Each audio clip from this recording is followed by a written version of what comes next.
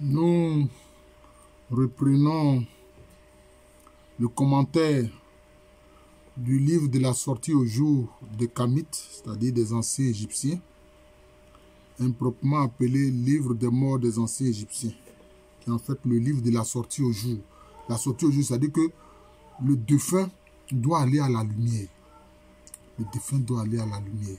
Aujourd'hui, on le voit, quand on fait des messes ou bien des prières pour les défunts dans la chrétienté, on dit « Seigneur, reçois ce défunt dans ta lumière auprès de toi, ou bien dans la lumière de ton visage. » Nos ancêtres Kémites disaient la sortie au jour. Le jour, c'est la lumière. La nuit, c'est l'obscurité. Voilà. Donc, vous voyez, c'est ce que nos ancêtres Kémites disaient. Alors, donc, nous allons faire maintenant le commentaire du chapitre 181. Il est très long, j'avoue, mais nous allons essayer de voir l'essentiel. Alors, le chapitre 181, ils mettent formule pour comprendre parole sacrée. Hein. Bon. La formule, c'est pour la magie. Nos ancêtres Kémites ne faisaient pas de magie. Donc, c'est des paroles sacrées. Pour entrer dans l'ensemble divin, dans l'assemblée divine d'Osiris. Voilà. Parole sacrée pour entrer dans l'assemblée divine d'Osiris. Osiris, c'est l'homme divinisé, c'est l'homme parfait, c'est l'homme juste. Voilà. Chez les dieux, en fait, chez les attributs divins qui dirigent la droite, c'est-à-dire le paradis, le lieu des défunts. Ceux qui gardent leurs portes, c'est-à-dire les lieux d'entrée. Ceux qui annoncent dans leurs portes, portiers des poches de l'Occident. Quand on dit portier des poches de l'Occident, et ici en note infrapaginale, ils ont mis terme obscur. Non, ce n'est pas obscur. L'Occident, c'est l'Ouest.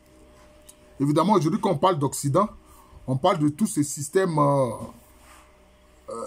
mis en place par les États-Unis et puis les alliés de l'Union européenne, l'Australie, la Nouvelle-Zélande, tous ces caucasiens-là qui veulent dominer le monde en utilisant la violence, les crimes, etc. Bon, ça, c'est autre chose. Mais quand on dit l'Occident, c'est l'Ouest. Voilà. Parce que, symboliquement, l'Ouest, c'est là-bas que le soleil, entre guillemets, se couche. Comprenez? Faire des transformations en âme vivante. Adorer Osiris, devenir le prince de l'assemblée divine. Un prince, c'est quoi? C'est celui qui est le fils du roi. C'est-à-dire qu'ici, hein, c'est pour que le défunt soit fils d'Osiris. C'est-à-dire que donc, il bénéficie, je peux dire, de l'aura d'Osiris.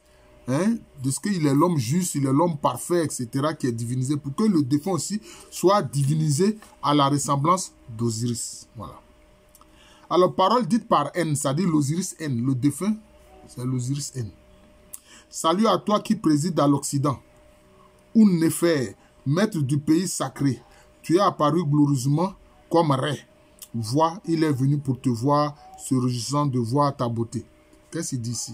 L'Osiris N dit, il est venu voir celui qui préside à l'Occident, mais en fait, c'est Un-Néfer, c'est-à-dire maître du pays sacré, mais lui, il est lumière. Hein? Tu es apparu glorieusement comme Ré. C'est-à-dire qu'il est lumière comme Ré. Ré, c'est le principe de la lumière. Voilà. Mais, c'est-à-dire que quand Ré agit à l'ouest, il est Un-Néfer. Et justement, l'Osiris N vient reconnaître sa divinité et être content, dit-il, de voir la beauté de Un-Néfer. Alors on dit, son disque solaire est ton disque solaire. Bon, quand on dit ici disque solaire, il y a certains qui ont pris ça au premier degré. Hein, ils ont pensé que c'est le disque solaire du soleil qu'on voit là, qui faisait l'objet de l'adoration de nos ancêtres. Non. Notamment, on a attribué ça au pharaon Akhénati ou Akhénaton. Non. C'est parce qu'ils veulent dire que la lumière, là, la lumière divine, là, hein, ce qui lui ressemble, c'est le disque solaire. C'est le disque solaire qui lui ressemble. C'est tout. Parce qu'il fallait prendre un exemple pour que les gens comprennent. Voilà. La lumière divine, là, ce qui lui ressemble un peu, c'est le disque du soleil, c'est le disque solaire. D'ailleurs, moi, je veux le dire, le Saint-Sacrement, hein, ce qu'on appelle la monstrance, hein, avec laquelle on fait l'adoration dans le catholicisme. Quand on représente ça, c'est comme ça, c'est comme un soleil. On représente ça comme un soleil. Hein? le corps du Christ est à l'intérieur, voilà. Et puis maintenant, souvent, ce qui est autour, on appelle ça la monstrance. Hein? On appelle ça la monstrance. C'est comme un soleil. Voilà. Parce que comment est-ce que l'homme peut se représenter la lumière divine? Il ne peut pas. Mais c'est à travers l'exemple du dit soleil qu'il peut comprendre comment est cette lumière divine-là. C'est de ça qu'il s'agit. On dit ses rayons sont tes rayons. Ses couronnes sont tes couronnes. Sa grandeur est ta grandeur. Ses apparitions, tes apparitions. Sa beauté est ta beauté. Son prestige est ton prestige. Son parfum est ton parfum. Son étendue est ton étendue. Sa place est ta place. Son trône est ton trône. Son héritage est ton héritage. Ses parures sont tes parures. Son inspection est ton inspection. Sa région mystérieuse est ta région mystérieuse. Ses possessions sont tes possessions. Son savoir est ton savoir. Sa distinction est ta distinction. Cela veut dire quoi? C'est une identification. C'est-à-dire que l'Osiris N, là, le défunt, là, hein, il s'identifie à tous ces éléments d'attributs qui sont de Ré. Hein, qui sont de Ré. Qui, lui, comme un disque solaire, ses rayons, sa couronne, etc., l'Osiris N s'identifie à cela. Il dit, c'est comme s'il veut dire, Osiris, ta couronne c'est ma couronne, ta grandeur c'est ma grandeur, tes apparitions sont mes apparitions, ta beauté c'est ma beauté, ton prestige c'est mon prestige, ton parfum c'est mon parfum. Voilà. On voit ici que la divinité émet un doux parfum. Mais c'est ce qu'on dit du Christ. C'est ce qu'on dit du Christ. Hein? Ce qu'on dit du Christ.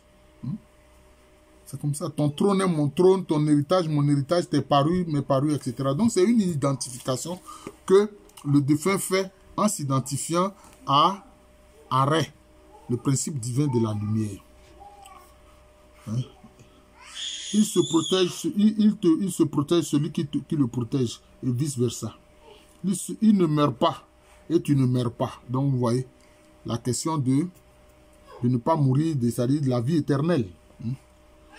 Pourtant, il est mort, mais ici, il est question de sa survie éternelle.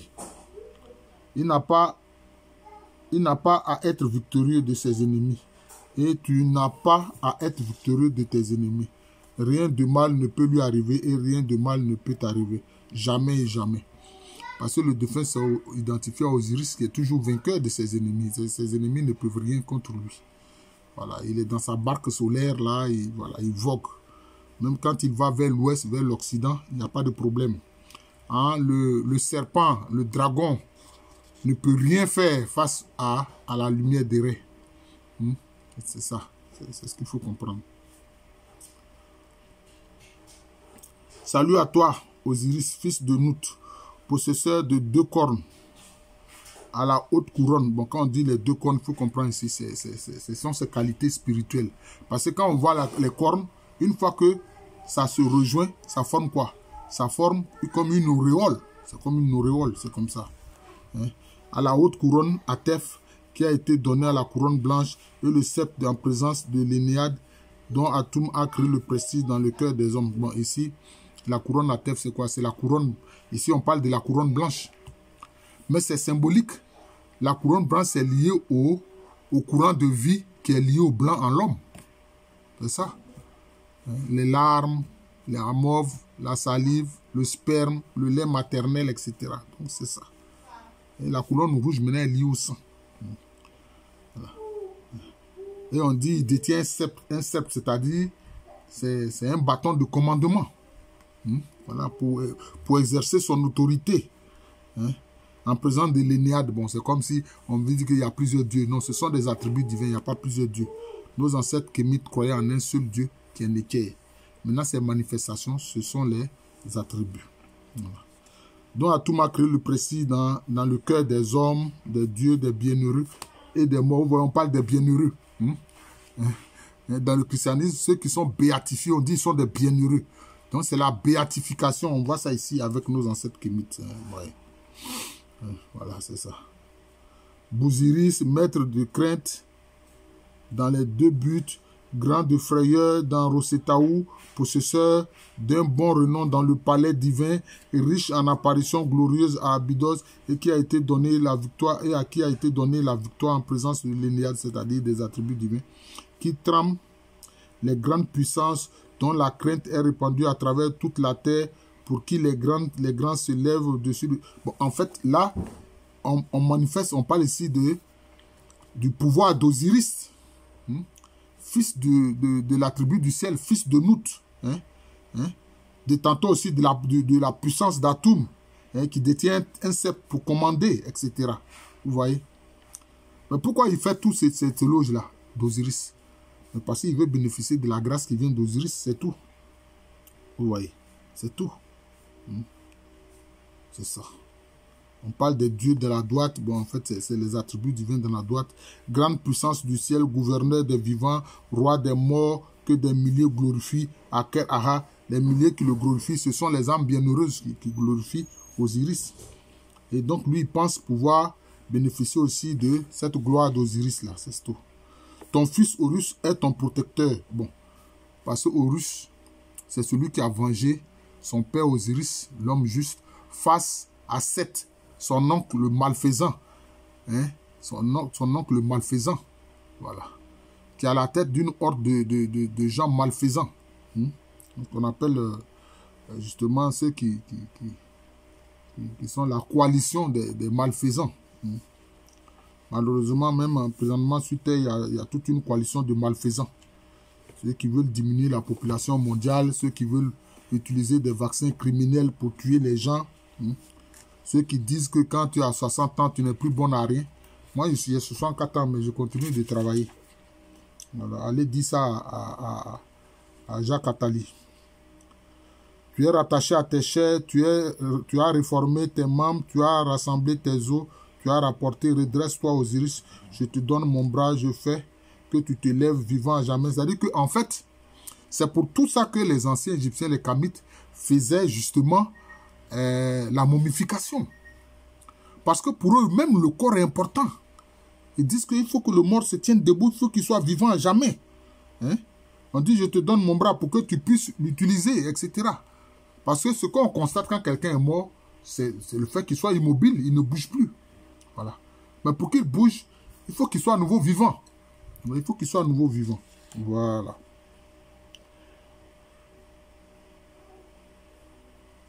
Bon, vous voyez ici, par exemple, Nout, qui est le principe divin du ciel, est présenté comme une mère. Présenté comme une mère. On dit qu'elle te protège, elle renouvelle ses protections. Tu es grand de renaissance. Tes deux sœurs, Isis et Nephthys, viennent à toi. Bon, Isis et Nephthys, c'est des femmes fidèles, c'est des femmes pures. Isis ou Asetou ou Aseta, c'est l'épouse d'Osiris, l'homme juste. D'ailleurs, quand Seth a découpé Osiris en presque, c'est pas une quarantaine de morceaux, c'est Isis, aidée de Nephthys, qui est l'épouse de Seth le malfaisant, mais qui, elle, a un très bon cœur, a aidé Isis à rassembler, n'est-ce pas, les morceaux du corps d'Osiris. Vous voyez. Pour qu'Osiris soit reconstitué, pour qu'il soit à nouveau vivant. Et ce qui a été difficile à trouver, c'est sa verge, son pénis, qui a été reconstitué. Vous voyez. Tu es beau Osiris, tu es apparu en gloire. Voilà, Osiris est apparu en gloire. Après sa mort, il est apparu en gloire. Puissant, glorieux. Tu as fixé tes formes, ton visage, etc. Anubis, en fait, Inepu, qui est l'esprit qui accompagne les défunts. En fait, c'est le symbole de la fidélité. On le représente avec un visage de canidé. C'est-à-dire de chacal ou de chien, en fait. Reste se réjouit de toi et s'associe à ta perfection, etc. C'est-à-dire, Ré, le principe de lumière, est content d'Osiris. Voilà. Qui est l'homme juste. Voilà, vous voyez. Je suis venu vers toi, maître du pays sacré Osiris, chef des Occidentaux, un effet qui existera pour toujours et à jamais. Mon cœur est droit, mes mains sont pures. J'ai apporté les biens de son maître, les offrandes de celui qui l'a créé. Je suis venu ici à vos cités. J'ai fait le bien sur terre. Ça, c'est ce que le défunt, c'est-à-dire l'Osiris N, dit pour bénéficier des bienfaits d'Osiris, l'homme juste. Il dit que oui, il a fait le bien sur terre. J'ai fait le bien. J'ai fait le bien sur terre. J'ai frappé pour toi tes ennemis en taureau. J'ai abattu. J'ai fait qu'ils tombent pour toi. sur les faces. J'ai purifié ton sanctuaire. Je t'ai lavé ton bassin d'albâtre. J'ai sacrifié des volailles sur ton autel pour ton âme, pour ta puissance et pour les dieux et déesses qui t'accompagnent, c'est-à-dire les attributs divins en fait, qu'ils soient d'un genre masculin ou qu'ils soient d'un genre féminin. Parce que pour eux, le principe de la dualité est très important. Quand il y a un pendant masculin, il y a un pendant féminin. Ce qu'on appelle un attribut divin, pour eux, a toujours un pendant masculin et un pendant féminin. Voilà. C'est comme ça. Souvent, le pendant féminin exprime la tendresse, la protection, voilà, l'amour maternel, etc. Le pendant divin masculin exprime la force, la puissance, etc. Bon. Donc, vous voyez que le défunt dit qu'il a fait du bien sur terre. Alors, les gens qui sont des malfaisants sur terre, hein? Et Dieu. Mais c'est ce que les religions dites abrahamiques là disent. Il faut faire du bien. Hein? Il faut éviter le mal. Donc voilà, nos ancêtres kémites disaient ça. Des milliers, des milliers, des milliers, des milliers hein, d'années, des siècles et des siècles, des siècles, bien avant les religions dites abrahamiques. D'ailleurs, Moïse ou Moshe, c'était un Égyptien, c'était un Kamite en réalité. Vous voyez. Donc c'est ça. Et il est dit du Christ quoi, partout où il passait, il faisait le bien. Partout où il passait, il faisait le bien. Voilà. Ceux qui partout sont là pour faire le mal, mais leur âme sera esclave des démons. Parce que c'est ce qui se passe. Leur âme sera esclave des démons. Puisqu'ils ont la même logique que les démons, et que les démons sont leurs maîtres, donc ils vont aller servir les démons hein, dans les lieux infernaux. Hein, c'est-à-dire dans l'Occident négatif. Voilà, c'est comme ça où il n'y a pas de lumière. Celui qui connaît ce livre, rien de mal n'aura de pouvoir sur lui. Il ne peut pas être écarté des portes de l'Occident, qu'il entre ou qu'il sorte, mais il lui sera donné pain, bière, viande et toutes sortes de bonnes choses en présence des habitants de la droite. C'est-à-dire que ce défunt-là, l'Osiris N, qui s'est identifié à Osiris, l'homme juste, l'homme divinisé, il va continuer de manger. Hein? Il va continuer de manger, de boire dans le monde de la béatitude. Voilà, il aura du pain, de la bière, de la viande et toutes sortes de bonnes choses. En présence de quoi? Des habitants de la droite, c'est-à-dire des bienheureux qui sont dans la droite.